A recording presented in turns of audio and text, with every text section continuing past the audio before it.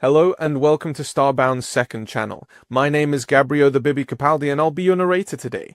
But before we get into today's story, please do check down below that you are subscribed to the channel. It's 100% free and helps us pop up on your feed a bit more often. Sothar of the Veragaxian Dominion had never lost a battle. The galaxy trembled at his approach, or, at least, that's what he told himself as he surveyed the pathetic scene before him. Soft waves lapped against pristine white shores. Alien tourists of various physiologies lounged under colorful shelters and floating shade projectors. The stench of sunblock and sweetened beverages hung in the air, mingling with pheromones and the salt-tinged breeze of Nabara's famed beaches. Disgusting. A warrior had no business with relaxation. "Sir, I've compiled the list of potential opponents as requested." Grevix, his diminutive aide, held up a holographic tablet. The neural implants along Grevix's skull shone, showing his anxiety, a constant state for the smaller Veragaxian. "There are several Chronesian mercenaries staying in the North Wing, and even a retired Tauridian gladiator, though he's rather advanced in years." Sothar's cranial crests flared, releasing a wave of thermal energy that sent nearby vacationers scattering. The display was involuntary, a response to his growing irritation. "I told you, I'm not interested in the usual challengers," Sothar growled, adjusting the ceremonial armor that accentuated his 8-foot frame. Every scaled plate had been polished to a mirror shine that morning, reflecting the resort's sun in blinding flashes. "Find me a human." Grevix's eyes widened, the yellow membranes retracting to reveal alarmed black pupils. A human? Are you certain, sir? They're not known for... "For what? Combat prowess? Exactly." Sothar's secondary respiratory slits flared along his neck. "That's what makes it interesting. The galaxy needs to be reminded of the natural order. Humans hide behind their technology and diplomacy, but stripped of those advantages, they're just soft, fragile creatures." "As you wish, sir." Gravix's fingers reached for the tablet. "There are 3 humans registered at the resort, a diplomatic attaché in the executive suite, a business traveler here for the interstellar trade conference, and... Oh! "What is it?" "A family, husband, wife, and child, registered for a 2-week stay, standard accommodations." Sothar's lipless mouth curved into what passed for a smile among his kind. "Perfect. A family man. He can't refuse the challenge in front of his mate. It will validate everything I've been saying about their species." Grevix looked uncomfortable, his skin shifting to a paler shade of green. "Sir, perhaps we should research this particular human before—" "Research?" Sothar laughed, the sound like rocks grinding together. "What for? I've studied their species extensively. No natural armor, no claws, pathetic sensory capabilities, slow reflexes. Their only advantage is their oversized brains, and those won't help in single combat." He straightened to his full height, crests extending to their maximum display configuration. Several nearby alien children pointed and whispered in awe. "Lead the way, Grevix. Let's find this human and make an example of him." The beachfront teemed with vacationers, a multicultural display of the galaxy's sentient species.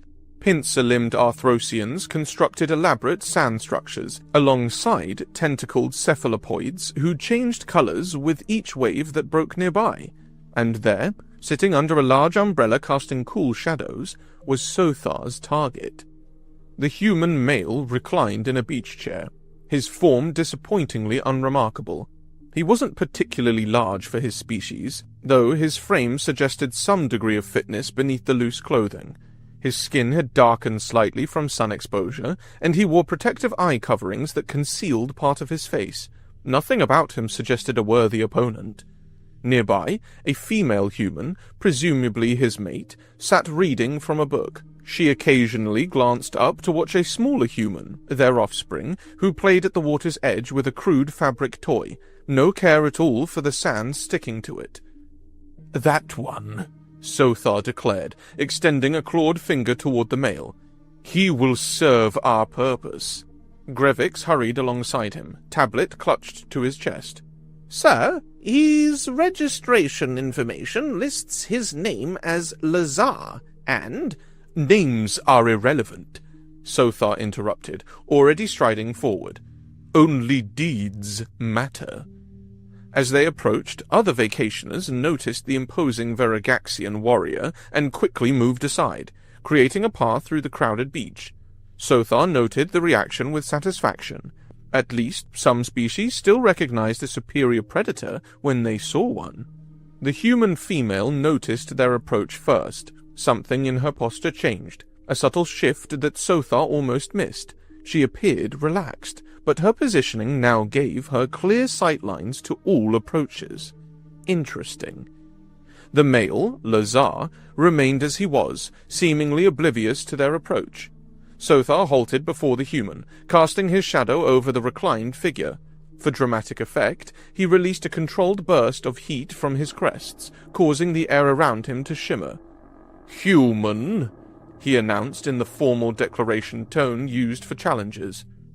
"I am Sothar, champion of the Veragaxian Dominion, undefeated in 87 death duels, conqueror of the—" "Excuse me?" the human interrupted, lowering his protective eyewear slightly. "You're blocking my sun." Sothar blinked all three eyelids in succession, momentarily thrown off his rehearsed speech. "Did you not hear me, human? I am Sothar the—" "I heard you," Lazar said, reaching for a container of sunscreen. "I'm just not interested." Nearby tourists had stopped their activities to watch the encounter. Some were already recording with personal devices. Sothar felt his temperature rising, both literally and figuratively. "I am issuing you a formal challenge under the ancient combat code," he continued, his voice booming across the beach. "Honor demands you accept." The human squirted white cream onto his palm and began methodically applying it to his arms. "I'm a civilian on vacation with my family. I'm sure your combat code has exemptions for non-combatants." "Cowardice is your species-defining trait," Sothar sneered, performing an imitation display by extending his tentacles from beneath his armor.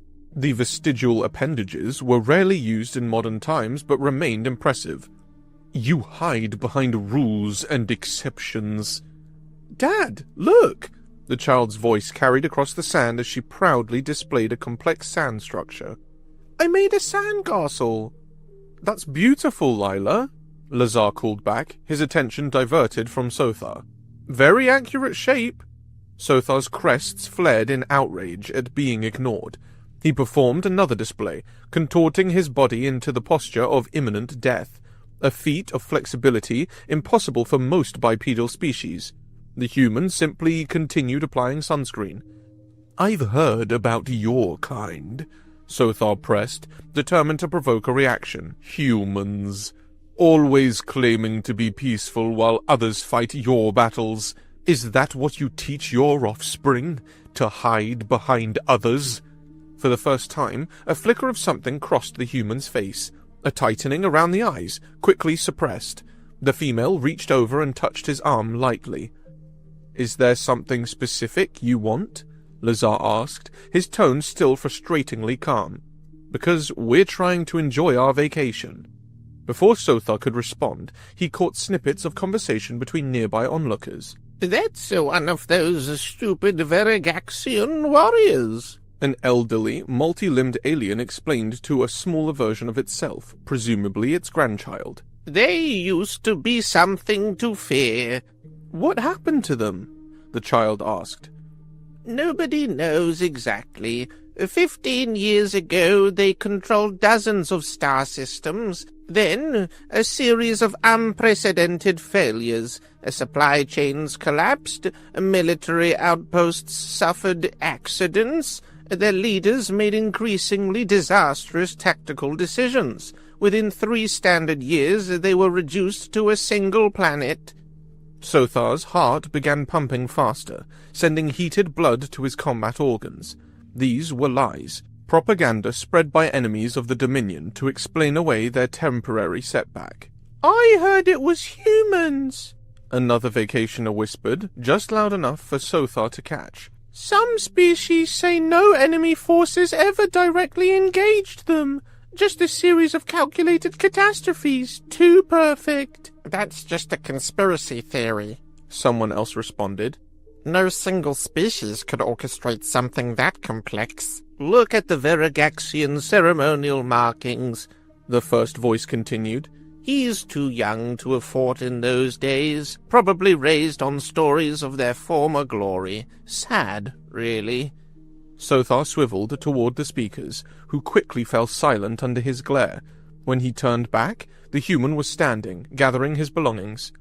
Come on, Marina, Lazar said to the female. Let's try the North Beach, should be quieter there. Running away, human, Sothar called after him. Proving my point about your species. Lazar ignored him, walking toward his offspring. Sothar followed, determined not to be dismissed. Perhaps your female would accept the challenge instead. I'm told human females often compensate for their males' inadequacies. The female, Marina, raised an eyebrow but said nothing as she packed their belongings with nothing but coldness in her face. Another interesting observation that Sothar filed away. For the next hour, Sothar shadowed the human family as they relocated to different areas of the beach. Each time, he positioned himself nearby, delivering increasingly provocative insults about humans in general, and Lazar in particular. He knocked over their beverages, kicked sand onto their belongings, and performed intimidating combat demonstrations that sent other vacationers fleeing. Through it all, the human maintained his composure. Though Sothar noticed the increasingly tight set of his jaw, several times the female gave her mate subtle gestures that seemed to calm him. This, too, was interesting, as if she were restraining him rather than the other way around. The child remained oblivious to the tension, happily constructing increasingly complex structures in the sand, always clutching the crude stuffed toy she called Captain Snuggles. Sothar's frustration mounted with each failed attempt to provoke the human. His species' neural chemistry was designed for combat, for confrontation and resolution through dominance. This protracted stalemate was becoming physically uncomfortable, his combat glands swollen with unused hormones. Finally, as the sun began its descent toward the horizon, painting the beach in golden hues, Sothar made a tactical decision. If direct confrontation wouldn't work, he would force the human's hand. He approached where the child played alone while her parents organized their belongings several meters away. The little human looked up at his shadow and smiled. Actually smiled at him. "Hello," she said, displaying none of the fear appropriate when addressing a superior predator. "What is this?" Is this your battle dummy? Sothar asked, pointing at the stuffed toy partially buried in the sand. Without waiting for an answer, he snatched it up, holding it high above the child's reach. "Hey, give Captain Snuggles back!" the little human protested, jumping ineffectively. Captain Snuggles? Sothar examined the crude object with exaggerated disdain. Is this what humans train with? Pathetic! With a dramatic flourish, he extended his claws and ripped the toy open, sending stuffing material floating down like snow. Your training equipment is as weak as your species. The child's face crumpled, and she began to emit a high-pitched wailing sound, a distress call that turned their previous protective gaze into something else. A sudden silence fell across the beach. Sothar held the destroyed toy triumphantly, certain he had finally provoked the reaction he sought. He turned to face the approaching human male, ready for rage, for the challenge to be accepted at last. What he saw instead sent an unexpected chill through his thermal regulation system. Lazar's expression had completely transformed. Gone was the mild-mannered tourist, replaced by something simpler. His eyes, now unshielded by the protective lenses, assessed Sothar with unhidden sharpness. There was no rage there, only a methodical evaluation that somehow felt more threatening than any display of anger. The human exchanged a look with his mate, who gave a subtle nod while gathering their crying offspring into her arms. "Okay, Sothar," Lazar said, his voice calm but carrying an undercurrent that made several nearby aliens step back. "You've got your duel. 2 days from now, at dawn, right here." Sothar's crests flared in triumph, but strangely, the victory felt hollow. Something about the human's demeanor had changed too dramatically, too completely. It was as if a different being now inhabited the same form. "Are you familiar with human idioms?" Lazar asked, his voice quiet enough that Sothar had to lean forward to hear him. "There's one about poking bears. You really shouldn't do it." Sothar dismissed this nonsense with a wave of his clawed hand. 2 days. I'll see you at dawn, human. Prepare yourself for defeat." As he turned to leave, Sothar was troubled by a nagging sensation he couldn't identify, something his combat instincts were trying to tell him. He pushed the feeling aside. He would put this human in his place and restore some small measure of the Verigaxian Dominion's glory. After all, what could one soft, weaponless human possibly do against the greatest warrior in the galaxy? On the following day, Sothar paced the confines of his resort suite, his claws pressing against the polished stone floor. The chamber's cooling systems struggled to compensate for the heat radiating from his body. Anticipation of combat always elevated his core temperature, but tonight, something else fueled the thermal reaction. "The human accepted too easily," he muttered, stopping to examine his battle armor suspended on its stand. "After hours of refusing, he suddenly agrees when I damage a child's toy." "Perhaps that's simply the level of provocation humans require," Grevix suggested from his position at the suite's communication terminal. The smaller Verigaxians' fingers never stopped moving, constantly updating their mission logs and communicating with what remained of their Dominion's leadership. "Perhaps," Sothar replied, unconvinced. "What have you found in the database about human combat techniques?" Grevix hesitated. "Very little, sire. The Galactic Information Exchange contains surprising few records of formal human duels. They seem to avoid ritualized combat."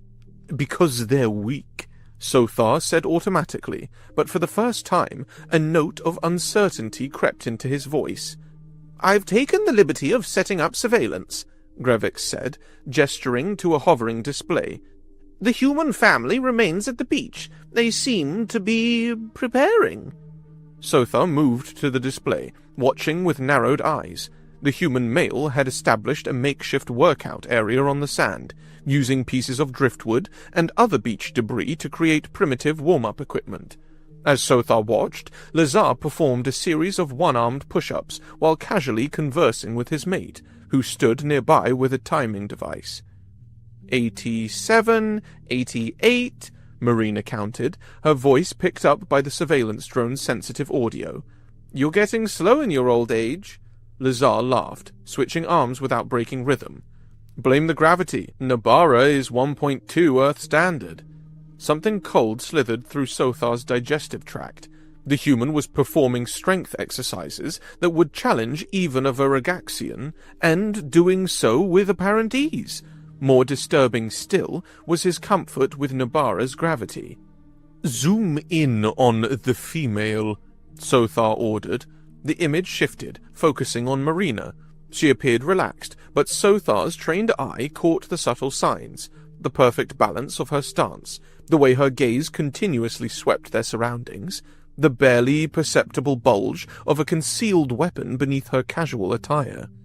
"She's military," he concluded, or was.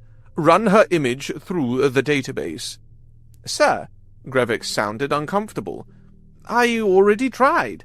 Both adults return 0 matches across all accessible networks." "Impossible. Every sentient in the galaxy has records." "Not these humans, sir." On the display, Lazar had moved to the water's edge. Without hesitation, he dove into the surf, swimming with powerful strokes directly into the dangerous offshore current. Marina didn't seem concerned, though several alien lifeguards on duty had risen from their observation posts, tracking the humans' progress with evident alarm. "The warning buoys mark hazardous rip currents," Grevix noted. "Even strong swimmers are advised not to—" He fell silent as Lazar cut perpendicular to the current, navigating it with ease before returning to shore, showing no signs of fatigue. The resort staff visibly relaxed. "Sir?" Grevix said, his voice dropping to a whisper, though they were alone in the suite. "I think we should reconsider this challenge." "Nonsense," Sothar replied automatically, but uncertainty gnawed at him. "A few swimming skills and strength exercises prove nothing." The display shifted again as Lazar returned to his family. The child, Lila, ran to him with a small case. Sothar increased the audio sensitivity. "Can I help, Dad?" the child asked. "Sure, sweetheart. Hand me the parts one by one, just like we practiced." Lazar opened the case, revealing what appeared to be disassembled weapons. Primitive by galactic standards, using chemical propellants rather than energy discharge, but weapons nonetheless. With blindfolding speed, his hands moved over the components, assembling and disassembling various configurations while explaining the historical significance of each to his daughter. "This design dates back to Earth's 21st century, he explained, fingers blurring over metal components. Special forces used these for close-quarter operations. The newer models have better accuracy, but I've always preferred the feel of the classics." Marina approached with a timing device. 5 seconds slower than your record, dear." Lazar shrugged. "Been a while since I've had to field strip these particular models. They're museum pieces now." "Museum pieces?" Sothar repeated softly, watching the human handle the weapons with a familiarity that spoke of years of experience. "For humans, those would be—" "Approximately 200 years old, sir," Grevix supplied. "Their technological development accelerated dramatically following their first contact with the Galactic Union." Something clicked in Sothar's mind. "How old is this human?" "His documentation states 42 standard years, though—" "Meaning he was in his 20s when the Dominion fell," Sothar interrupted, his secondary heart rate increasing.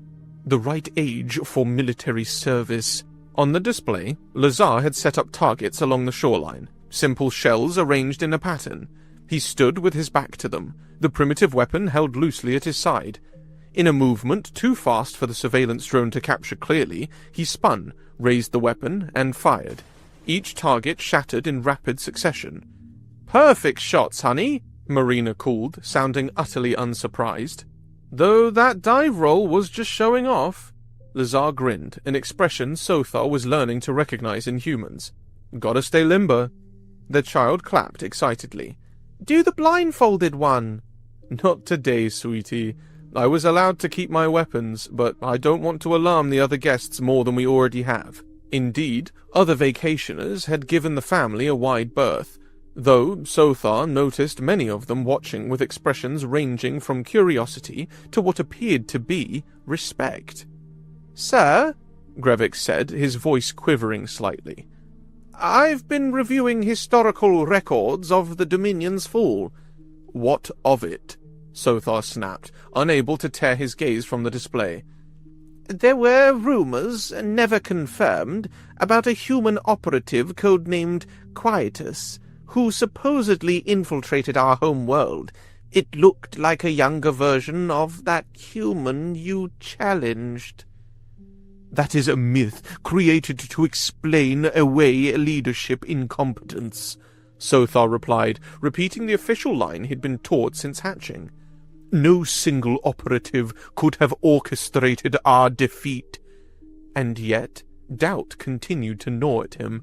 On the display, Lazar had taken a communication device from his mate, stepping away from his family to make a brief call. The drone's audio couldn't capture the content, only the quiet, authoritative tone. Whatever the human said had immediate effects. Within minutes, a resort manager approached the family, offering profuse apologies and what appeared to be accommodation upgrades. Shortly thereafter, a passing military vessel changed course, taking up orbital position above their location. Coincidence, Sothar told himself, though his commander's training suggested otherwise. As night fell on the beach, the human family showed no signs of anxiety about the coming duel. They dined together, laughed and chatting as if tomorrow were just another vacation day.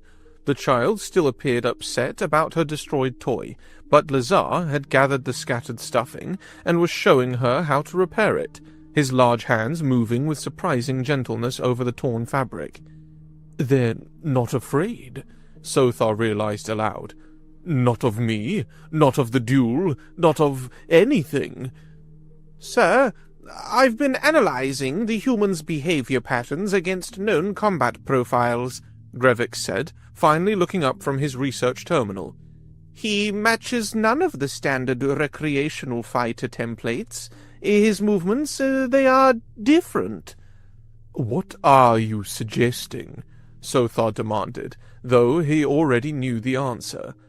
"I believe we may have inadvertently challenged someone far more dangerous than a civilian tourist."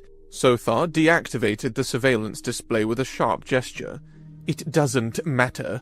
I am Veragaxian. We do not withdraw challenges once issued." He turned to his armor stand, running clawed fingers over the ceremonial engravings. "Besides, I've defeated 87 opponents in death duels. What's one more?" Grevix looked as if he wanted to say more, but wisely remained silent. After dismissing his aide, Sothar attempted his pre-combat meditation ritual, settling onto the floor into the traditional pose. His species had evolved as ambush predators, designed to spend long periods in motionless concentration before explosive bursts of heat and action. The discipline had served him well in past duels. Tonight, however, concentration eluded him. His thoughts kept returning to the human's calm acceptance of the challenge, to the military vessel now orbiting overhead, to the gaps in the official records about humanity's role in the Dominion's fall. He rose and moved to the window, staring out at Nabara's night sky. The stars burned cold and distant, reminding him of the human's eyes when he'd finally accepted the challenge, calculating, assessing, devoid of fear or anger. Sothar turned to his reflection on the polished surface of his armor. The face that looked back at him was that of a warrior, scaled, crested, evolved for combat over millions of years of natural selection. No soft-skinned mammal could possibly defeat him in direct physical confrontation. The very idea was absurd. And yet, as he prepared his body for the coming battle, applying the traditional oils to his scales and reciting the ancient warrior mantras, Sothar could not shake the cold certainty that he had made a terrible mistake. "It doesn't matter who he is," he told his reflection firmly. "Tomorrow he bleeds like any other creature." But as he settled into his sleeping chamber, waiting for his body's temperature to drop for the night cycle, Sothar found himself dreaming, not about whether he would win the duel, but if he would survive it. The sun of Nabara had barely crested the horizon when Sothar arrived at the designated combat area. Dawn painted the beach in golden hues, the water still and mirror-like in the early hour. During the night, someone had prepared the battleground as he had instructed. An oval clearing in the sand marked the traditional Veragaxian symbols etched deeply into the ground. Ceremonial standards bearing Dominion battle flags fluttered in the gentle morning breeze. Sothar felt a momentary surge of pride at the sight. It was a reminder that despite their empire's fall, the galaxy still remembered their warrior culture. A small crowd had already gathered behind hastily erected barriers. Various alien species jostled for position, some drinking morning beverages, others taking pictures with personal devices. Resort security maintained a perimeter, their expressions suggesting discomfort with sanctioned combat on their property. News drones hovered silently overhead, recording from multiple angles. Sothar had made sure to alert the interstellar press about the historic duel. Whatever happened, the galaxy would witness a Veragaxian warrior in battle once more. "Final equipment check, sir," Grevix asked, inspecting the ceremonial battle armor. Sothar extended his arms, allowing his aide to verify the integrity of each scaled plate. The armor was largely ceremonial. Varagaxians relied primarily on their natural defenses, but tradition demanded its use in formal duels. "What's the latest surveillance?" he asked, keeping his voice low. Grevix hesitated. "The human family arrived at the beach 30 minutes ago. They set up beach chairs and a cooling unit, with snacks." Sothar's crest flared involuntarily. "Snacks? They treat this as entertainment?" "The female appears to be recording the proceedings on her own device. The offspring is holding the repaired toy and seems excited." This casual approach to what should be a solemn occasion further unsettled Sothar. Either the human was supremely confident, or he didn't understand the gravity of a Varagaxian death duel. Neither possibility was comforting. "It doesn't matter," Sothar declared, more to himself than to Grevix. "Begin the ceremonial entrance." Quickly, Sothar launched into the traditional pre-battle ritual. His body moved through the ancient forms, demonstrating strength, flexibility, and speed. Sand flew in impressive arcs as his movements became increasingly elaborate. The watching crowd responded with appropriate awe, recording devices raised to capture every moment. The display would intimidate most opponents, a reminder of the Varagaxian evolutionary advantages: heightened temperature, extended crests, secondary limbs briefly revealed beneath ceremonial armor. He completed the ritual with the posture of imminent victory, his body contorted impossibly while balancing on a single arm. When he straightened, he saw that his opponent had arrived. The human stood at the opposite edge of the marked arena, wearing simple clothes, loose-fitting pants, and a plain t-shirt, barefoot on the sand. No armor, no visible weapons, his demeanor completely at odds with the ceremony around him, carrying himself with a confidence that seemed more appropriate for a casual stroll than a death duel. Behind him, his mate and offspring had indeed set up beach chairs and what appeared to be a small cooler. The child sat clutching the repaired stuffed toy, whispering something to it. "Your ceremonial display was impressive," Lazar said, his tone suggesting mild appreciation rather than fear. "Is there a formal response expected, or should we begin?" Sothar felt momentarily off-balanced. Most opponents either attempted to match his display with their own, or showed visible intimidation. This calm acknowledgement, followed by practical inquiry, was disconcerting. "The challenged party may offer final words before combat commences," he managed, falling back on formal protocol. "I appreciate the opportunity," Lazar said, stepping into the marked arena. Up close, Sothar noticed subtle differences in the human's appearance from yesterday. His posture had changed, more centered, balanced, ready for explosive movement in any direction. His eyes remained the same, calm, assessing, devoid of fear. "I'm giving you the chance to walk away," the human continued. "There's no shame in it. Sometimes the wisest battle is the one you choose not to fight." Sothar's crests flared in indignation. "You dare offer me, a Varagaxian warrior, the opportunity to withdraw? I, who have emerged victorious from 87 death duels?" 87, Lazar repeated quietly. "That's an impressive number. How many were against humans?" "None," Sothar admitted. "Your kind avoids honorable combat." "Or perhaps we just have different definitions of honor," Lazar suggested. "Different approaches to conflict." Something in his tone raised Sothar's defensive instincts. "You're either brave or foolish. What makes you think you can defeat the greatest warrior in the galaxy?" Lazar sighed, a curious sound that Sothar interpreted as resignation. "Greatest warrior in the galaxy? You don't travel a lot, do you? I've been to your homeworld a few times, and I was not impressed." The words landed like physical blows. Sothar's secondary respiratory system faltered momentarily as his brain processed the implication. "You're Quietus," The name emerged as barely a whisper. Lazar nodded once, his expression unchanged. The galaxy seemed to tilt around Sothar. Quietus, the mythical operative blamed by conspiracy theorists for the Dominion's fall, the shadow that supposedly engineered the destruction of an empire from within, a figure dismissed by official records as propaganda, as a fabrication to explain the unexplainable. Standing before him in beach attire, looking for all the galaxy like an ordinary tourist.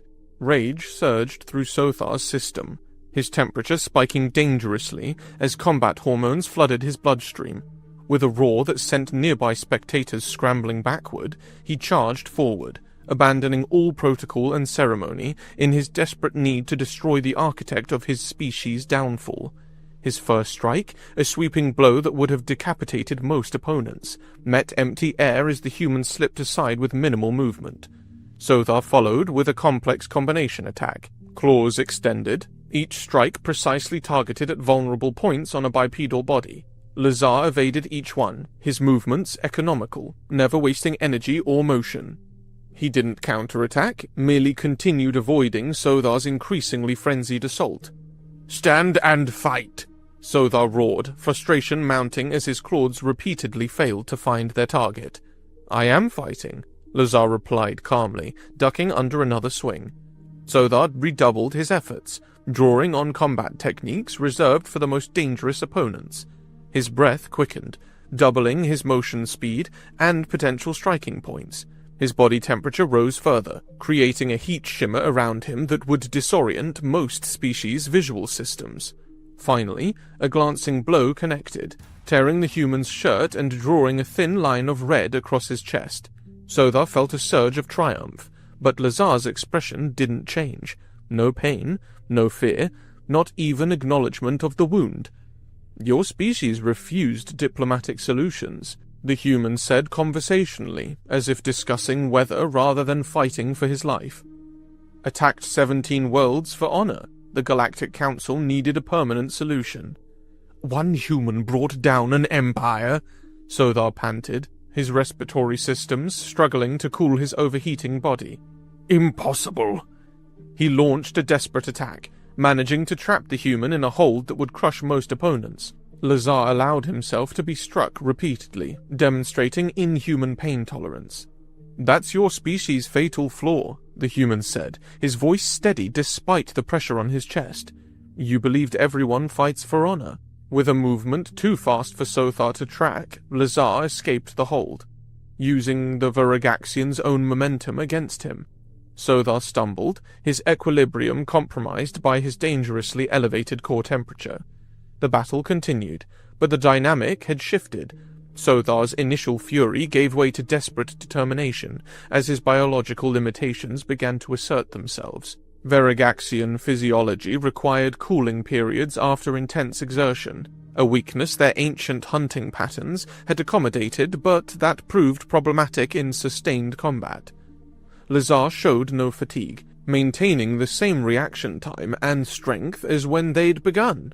More disturbing still, his techniques were becoming more efficient rather than more aggressive, adapting to Sothar's style with each exchange. Desperation mounting, Sothar attempted his species' most dangerous technique, the thermal surge. By deliberately overheating his muscles, he exploded with fast motion. The technique was risky, potentially causing permanent damage to the user, but he saw no alternative. His body temperature rose to dangerous levels, his spiked crests extending fully.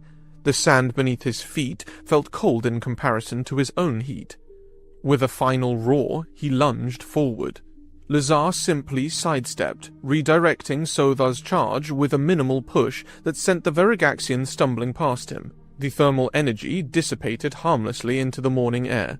Sothar collapsed, his systems overloaded, unable to continue. Lazar stepped into his neck, pressing him but not a lot. Through blurry vision, he noticed the crowd whispering. In the minutes that followed, they dispersed, the news drones gone. Noticing that even the resort security had withdrawn, Sothar found himself alone in his defeat, leaving only Lazar's family watching from their beach chairs. As consciousness faded, his last thought was that he had become just another footnote in the fall of the once mighty Varagaxian dominion. Hours later, Sothar awokened to the sensation of cool water on his scales.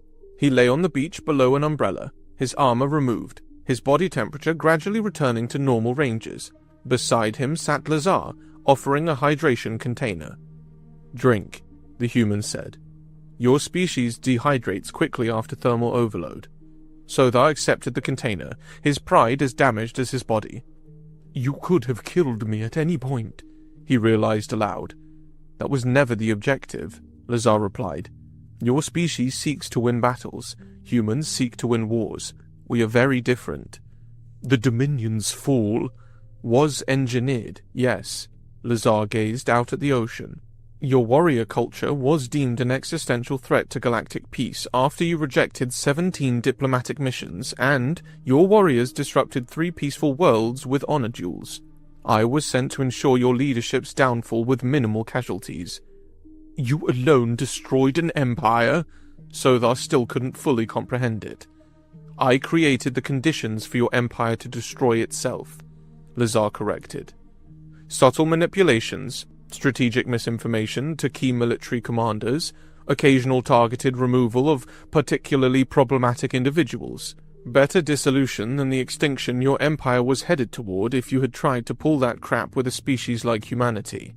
A small figure approached cautiously, the human offspring, still clutching her repaired toy.